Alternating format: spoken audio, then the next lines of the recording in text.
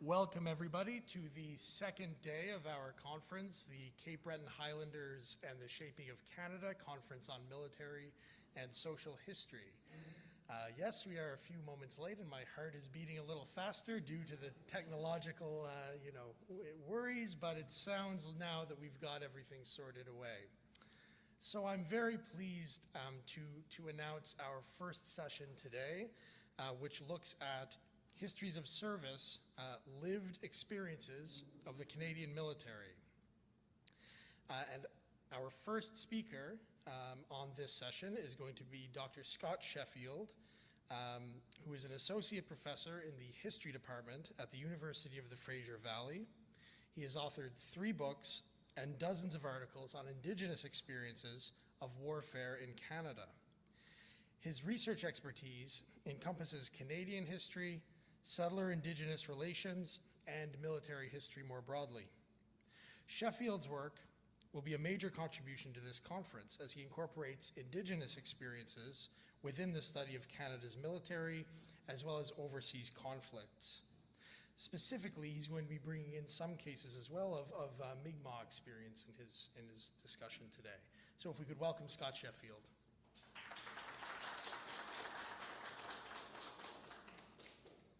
Good morning. Just let me see if I can find. I hope I'm not going to screw up anything. I don't think so. Just minimize. Yeah, just minimize. Okay. Here, I can. Yeah, I'm sorry, I can't do Apple. No problem at all. Oops. That makes me feel better now. Can you?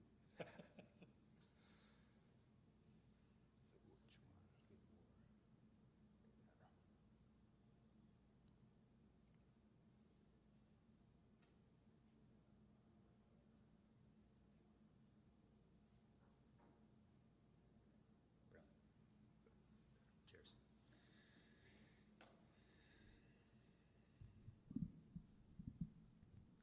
How's that?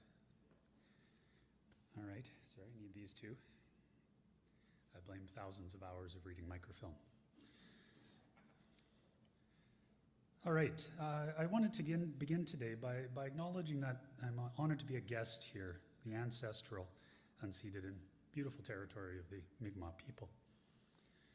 And I also wanted to acknowledge that I had a very early encounter with a Cape Breton Highlander in my educational career. The very first course I took on Canadian military history was with Reginald Roy at UVic. And he served 6 years through the Second World War, much of it with the Cape Breton Highlanders. That was a big part of what helped launch me into a career as a military historian. So today, I'm going to start the story, 8th of May, 1945. Nazi Germany officially capitulated to the Allied powers, and the much anticipated VE Day,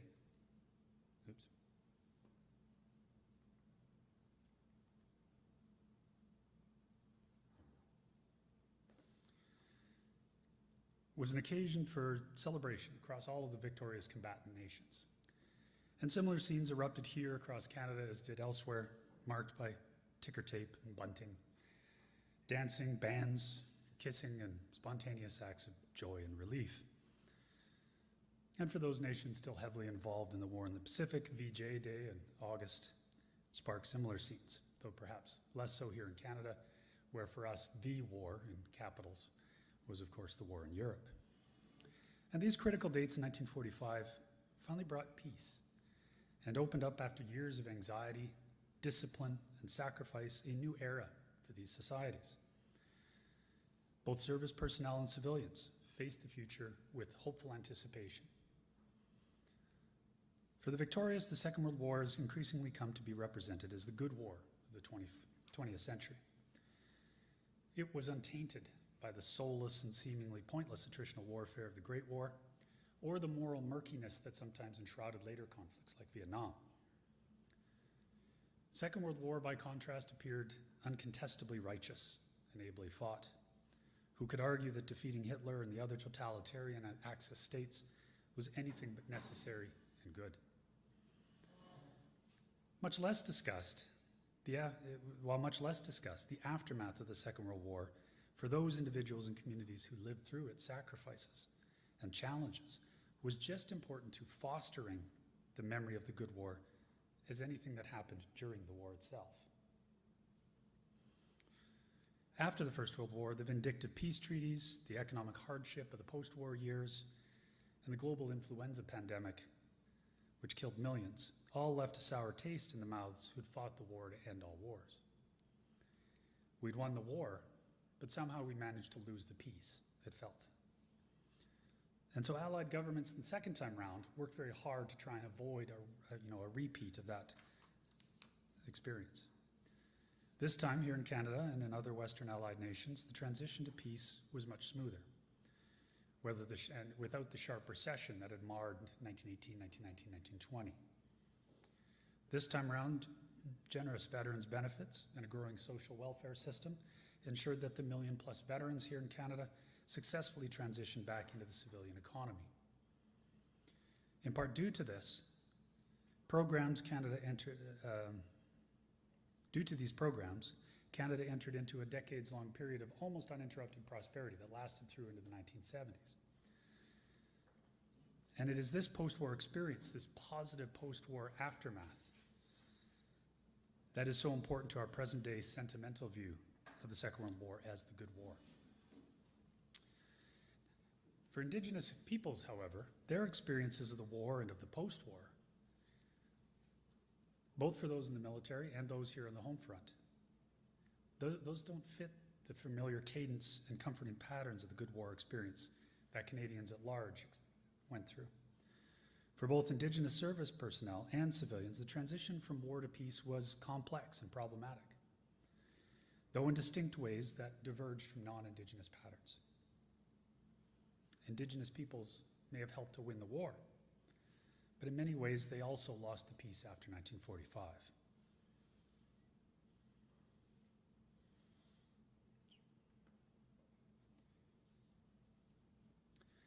At home, the war years have been economically the best of times for Indigenous people.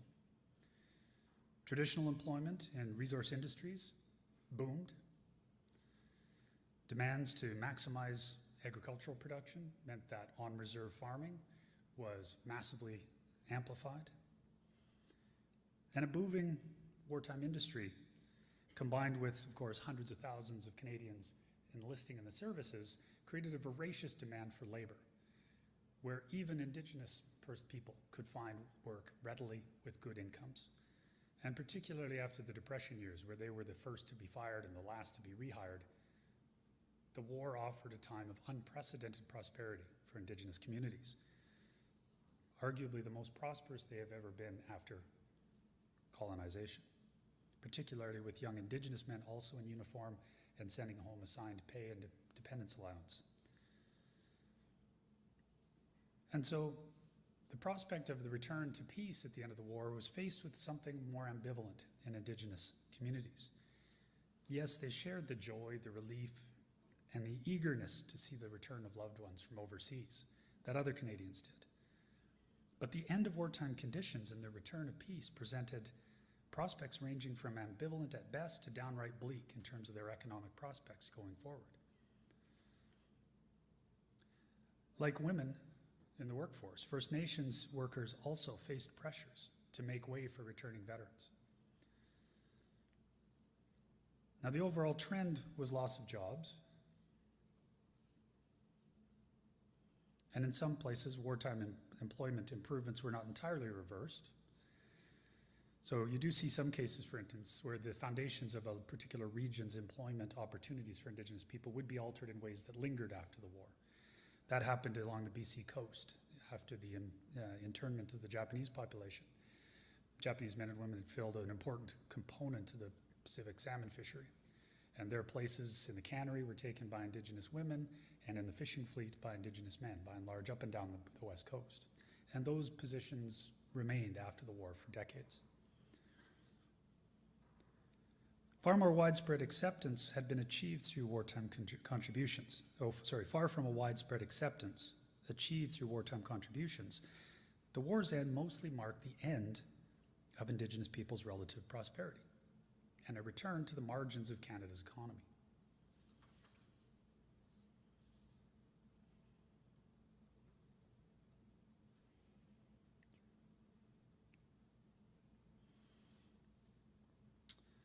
Now, the veterans were relieved at surviving the war and leaving its terrors behind. And that, combined with the prospect, of course, of reuniting with family and picking up the threads of a normal life, whatever that was going to look like, made service personnel of Indigenous ancestry just as desperate to get home as were all the others. After months or even years overseas, it is difficult to imagine, I think, the immense and complex feelings that Indigenous service personnel experienced as they anticipated their homecoming. And for many, the warmth of welcome, the kinship of family, the familiarity of home was deeply comforting. One Cree veteran recalled, "I didn't believe that I was home until I got to see my folks. I said to myself, I'm on home ground now. I'm safe." Expectations for homecoming for communities, as for veterans, were ambiguous and complicated, much more so than the popular mythology would suggest.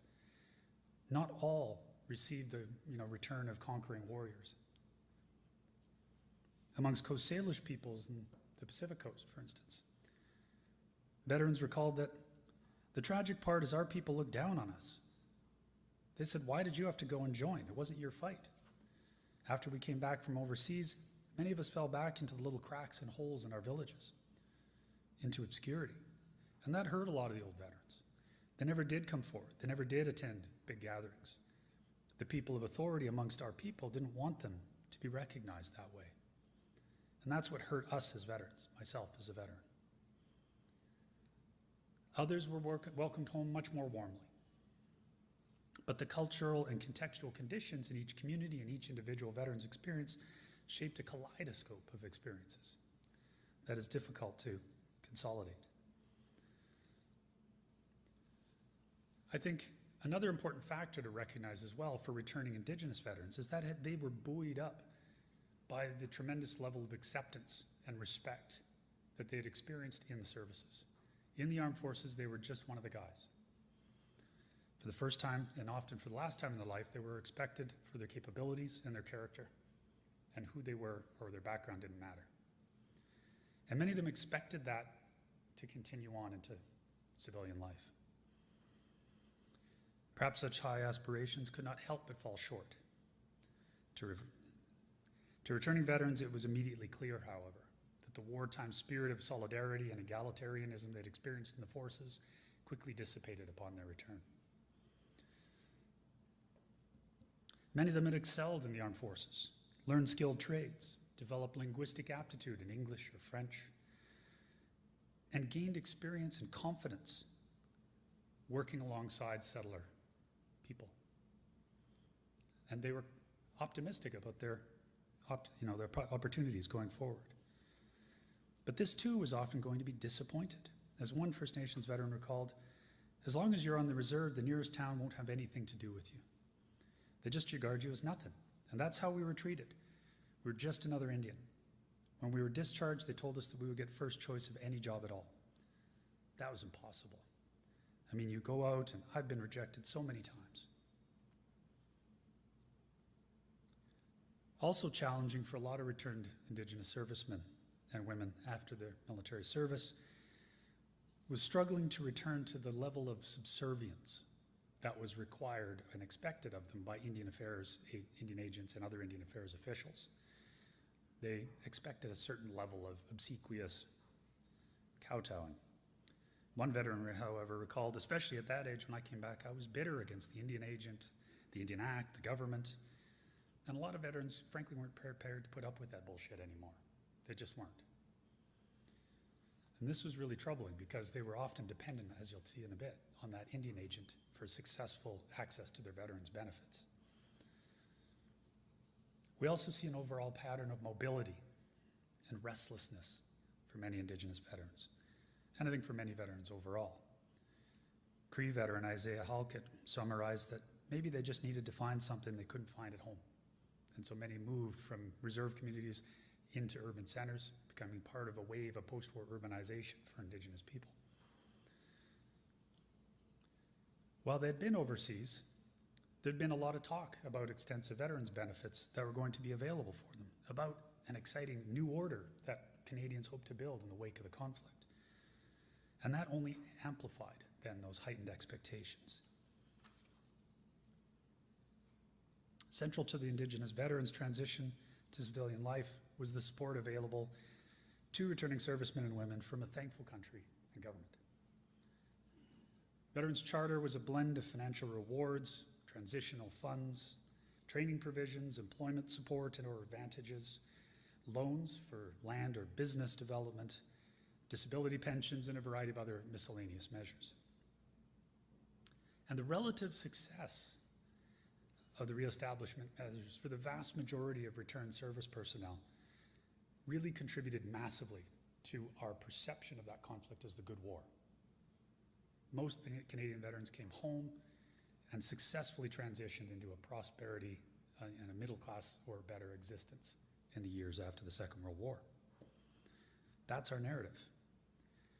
Now, while theoretically accessible equally to all veterans, delivering equal access to veterans programs in practice proved much more difficult in reality, especially when the Indian Act and Indian Affairs became entwined in the delivery of those benefits.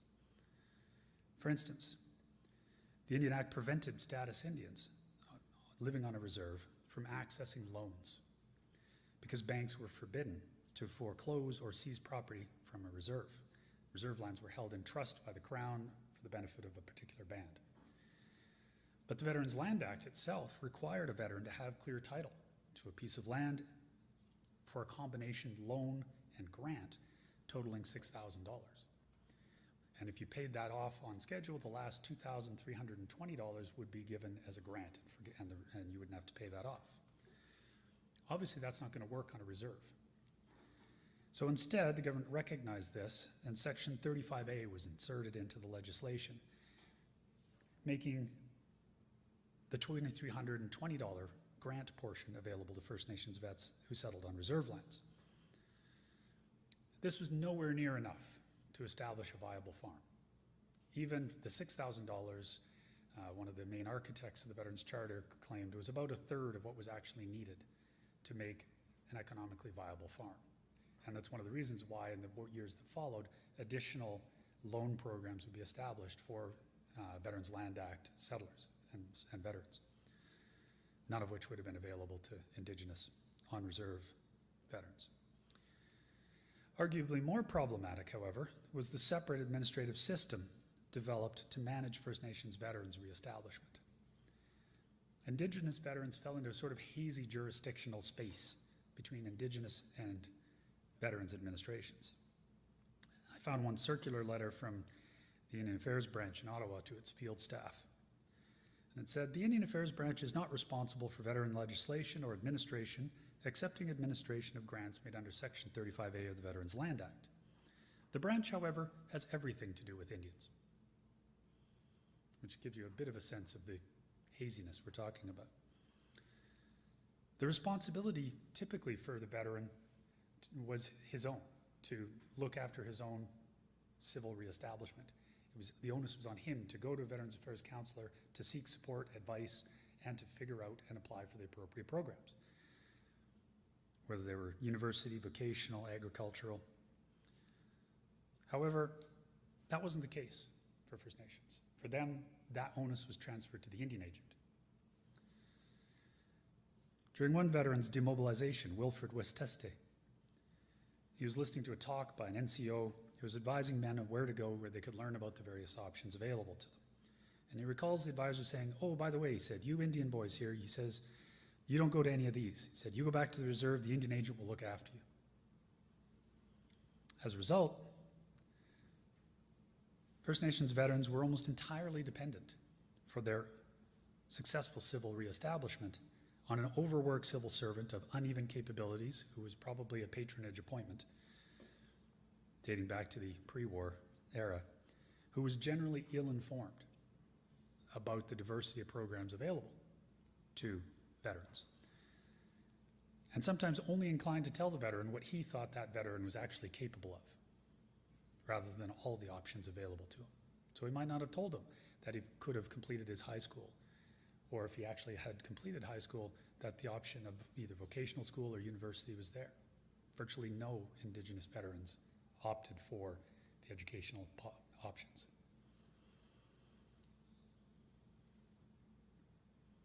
Also damaging was the intrusion of Indian Affairs policies and its assimilationist agenda, which at times undermined the value of veterans' benefits or warped them into a coercive tool to impose leverage on Indigenous veterans. So for example, if you look at all status Indian veterans, roughly 70% of them got a Section 35A grant under the Veterans Land Act, usually at the encouragement or under pressure from their Indian agent.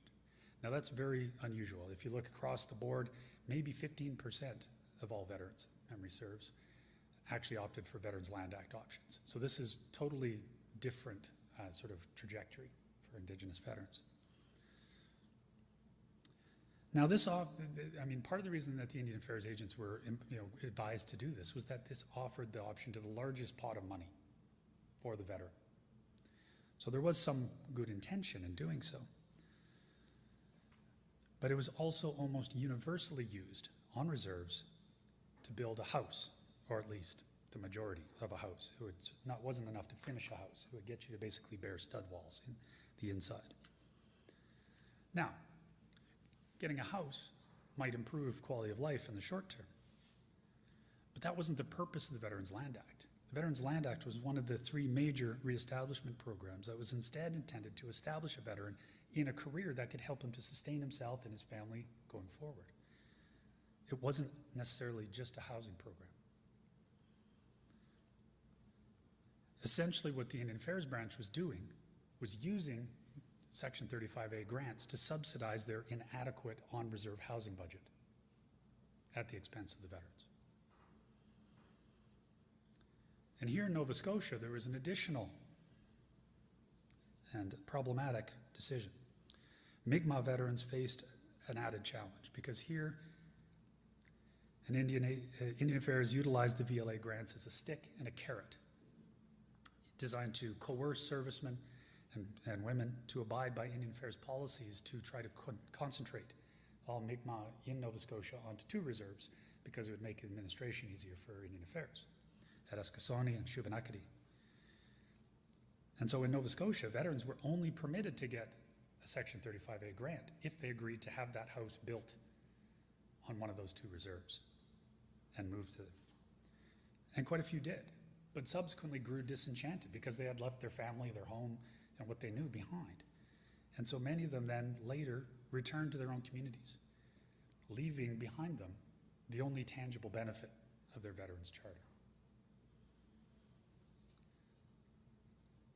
The overall result then for many First Nations veterans is that the Veterans Charter for them, unlike for the bulk of Canadian veterans, did not translate into a prosperous post-war period.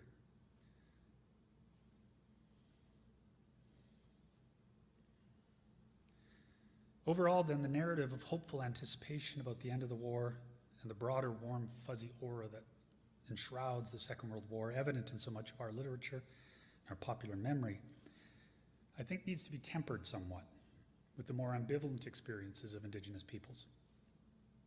First Nations on the home front had looked forward to the end of the war with something closer to dread. For them, the war had been the best of times.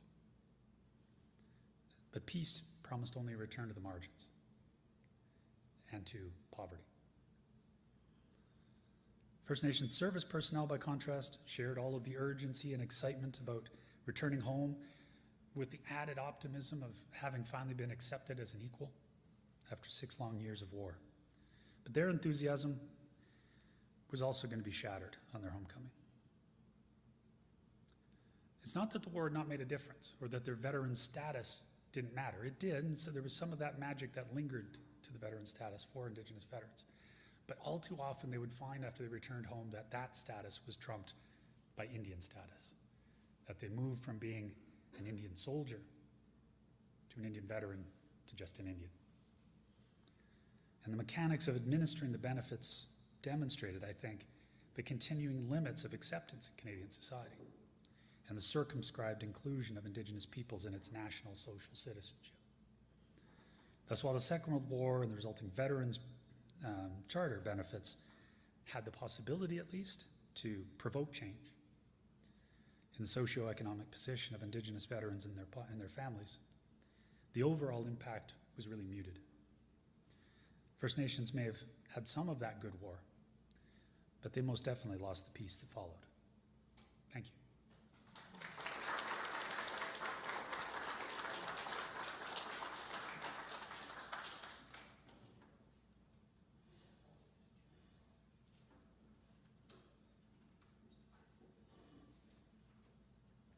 All right, thank you so much, Scott.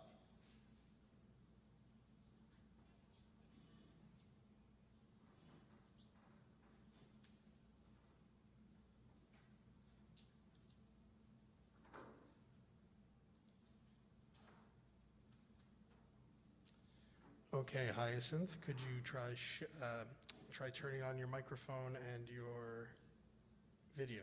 Okay, there we go.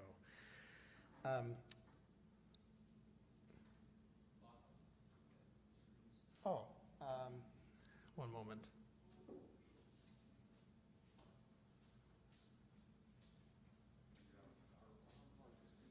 I don't know.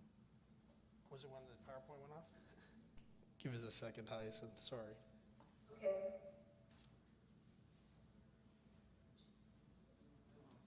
Here, do I need to turn off the PowerPoint that was just on? Possibly.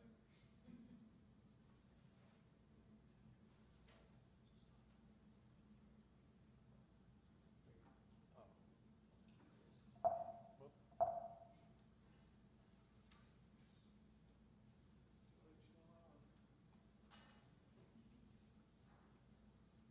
Okay, now I can't see anything.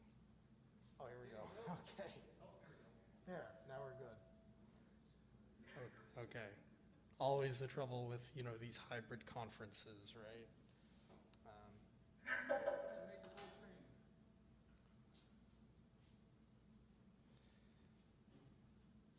Okay, again, thank you to Scott for that interesting presentation.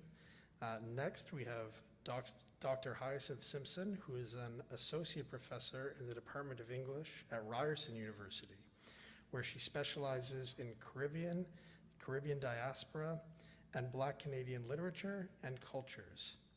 Her writings on Caribbean and Black Canadian fiction, poetry, film, and theatrical works have been published in a variety of scholarly and popular outlets. Professor Simpson has spent a decade as the editor-in-chief of a scholarly journal devoted to works by and about Caribbean women in the region and its diasporas. A few years ago, she discovered a passion for historical research and is now happily engaged in uncovering and sharing stories about the contributions of Black Caribbean and Black Canadian servicemen during the Great War. So please welcome Hyacinth Simpson.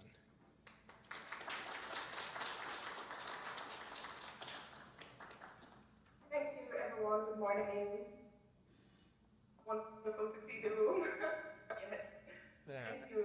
And if you could share your screen if you'd like. Yes. Here we go. Yep, we can see that. Okay, wonderful.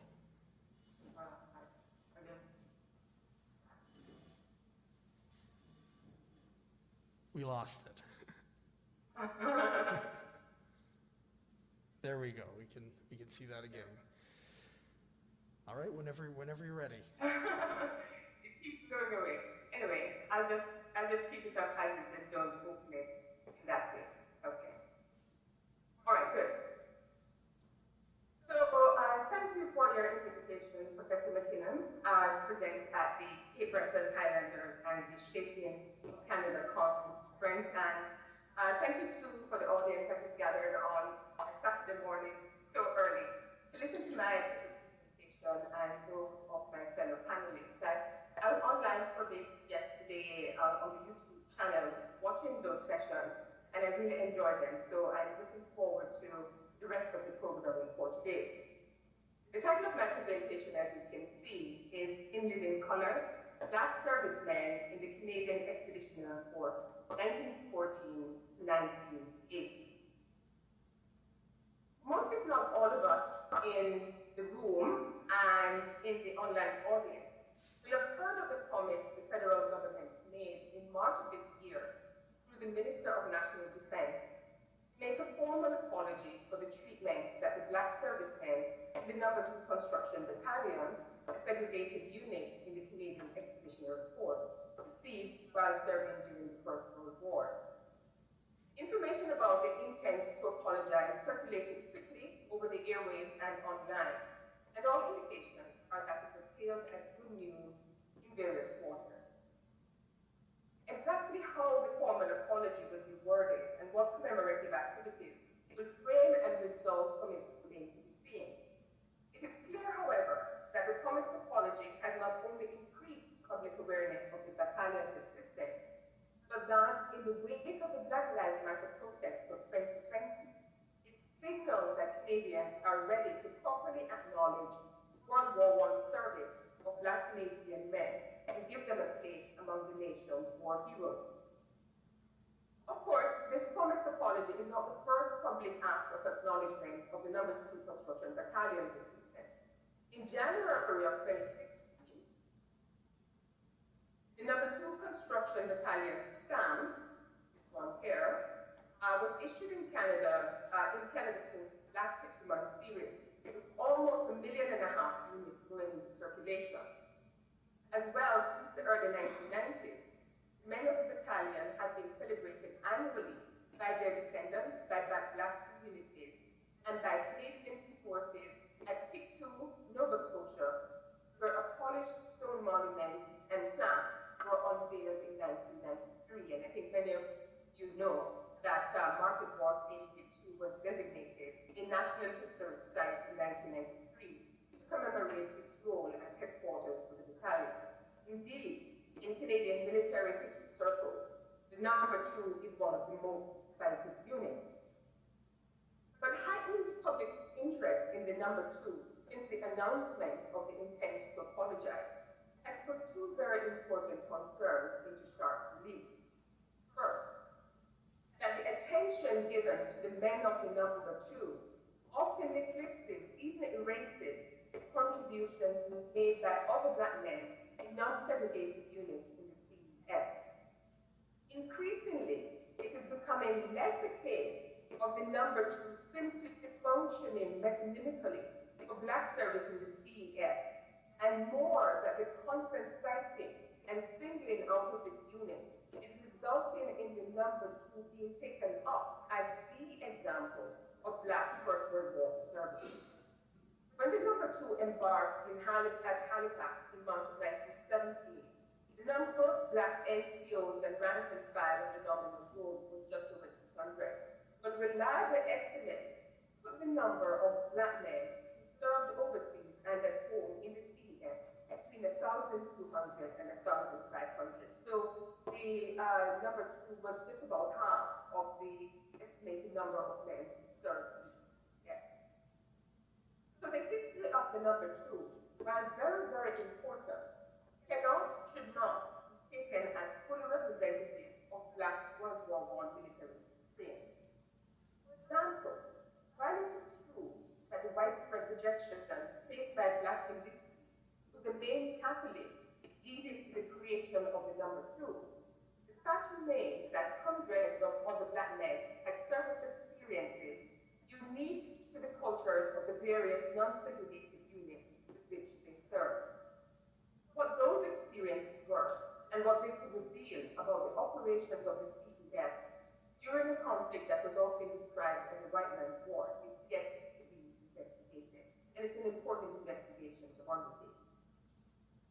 Without undermining or de-emphasizing the importance of the anti-black racism that is ingrained in the No. 2 Construction Battalion's history, it is also true to say that black Canadian First World War history is not only a story of segregation, neither is it only a story of black men who were made to wield axes and shovels instead of rifles and other weaponry in the cold and damp of the forest of Le Jeu France. It is, among other things, also the story of men who served the Canadian Forestry Corps in the UK, including the interactions they had with locals there, and how those relationships and the work they did shaped their war experience. It is also the story of those who stayed at home to guard critical facilities.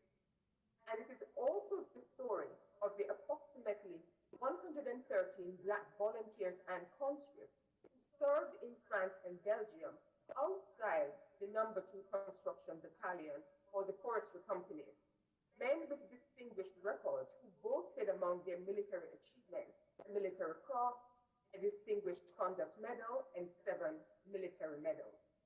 I should say here that I am indebted to the research of Major Matthias Jus for this bit of information on this specific group of volunteers and conscripts.